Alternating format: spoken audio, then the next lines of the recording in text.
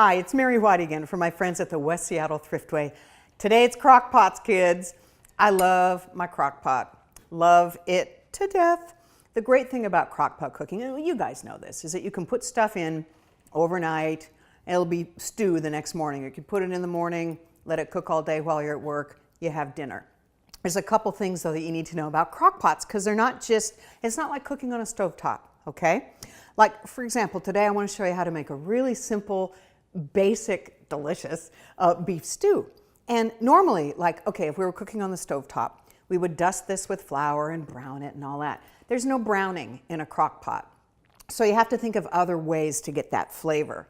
So what I did, I went to the Thriftway and my good buddy back in the butcher shop cut up a chuck roast for me. Perfect, perfect for a stew. And I mean, it doesn't cost anything. You just tell them what you're making and they'll get you the right meat. So 2 pounds of this stew meat, it just goes right in the crock pot, okay? And then, like I said, instead of flouring the meat and browning it, we're putting it in here and then we put the flour on top of it. This is simply flour, salt, and pepper, about 1/4 cup, okay? Just pour it on, like that. And you do need to kind of mix it around. What this is gonna do is thicken your sauce. And nothing is sadder than a crock pot stew with like a weird gravy, right? This is gonna give you that rich, delicious gravy that you like. So just get in there and make sure that there's that nice seasoned flour on all the pieces of meat, because that is gonna make you happy. Say it's Sunday night and you know the kids are watching TV and you know the old man's on the sofa with a beer. This is a great way to get ready for the week. You can just put all this in here and then you can sit yourself down and have a beer too because it's going to be ready in the morning. So floured meat and then literally everything else. Another secret to the crock pot though is make sure that everything is pretty much the same size. You notice like I have my potatoes, which I didn't peel because I like them rustic. Pretty much the same size as the meat, see? If everything's the same size, it'll cook evenly. You don't want cooked meat and then, you know, the potatoes have dissolved or something like that, you know. So I've got potatoes, onions, carrots, celery, garlic. And it's just really good, you know, basic stew stuff. And then a little bit of, look, I'm all messy, a little bit of Worcestershire sauce and a little bit of, there's the little beef broth. Goes right in there like that. Another thing about the crock pot, you know, often when you're cooking a stew or something like that and you have to use wine or beer to give it flavor and the alcohol cooks off. Well, in a crock pot, it doesn't really cook off because it's closed. It's a closed low heat deal. So it's better not to use wine or beer as your liquid unless you're gonna, oops, oh well, it's okay. Unless you're gonna uncover it and let it simmer for a little bit. So I like paprika, so obviously you just saw about a tablespoon go in. I think there's a little bit less in the recipe, but I like it, so whatever.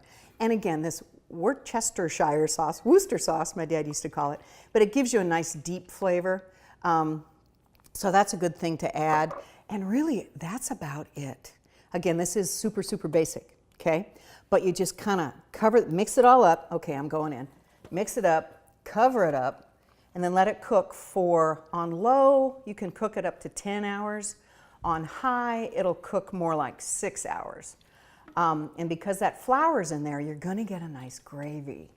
If you wanna add freshness and greenness, and I think you're gonna want to towards the end, because this does cook an awful long time at low heat, some parsley, some thawed frozen peas, a wedge of lemon, anything to give it brightness is a good idea. I'm gonna put it on low, putting it on low, and that way it can cook about 10 hours.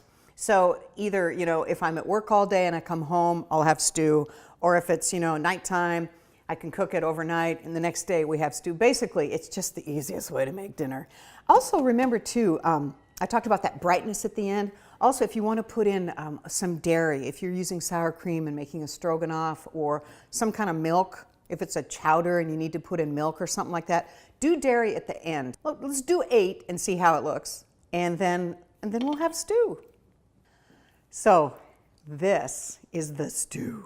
And it's a very classic, very simple stew. Here's my green. I like to have a little green in there. But it's it's just so easy and good to do it in your crock pot. You know, when you don't have time but you want really good food, check out the crock pot. You can see that oops, flying garnish, but the meat is really tender, the vegetables are tender, but the potatoes held their shape, which is one of the other reasons I like to keep the peel on, because it kind of holds them together. Basically, get yourself to the Thriftway, get some of this great stew meat or whatever you like to cook in the crock pot. Soup, stew, doesn't matter. And with just a few tips, you too can enjoy fabulous food in a mere 8 to 10 hours in your crock pot. This recipe is going to be available on the West Seattle Thriftway website and on my website, thepantryraid.com. But right now, it's time for stew. I'll see you guys later. Bye-bye.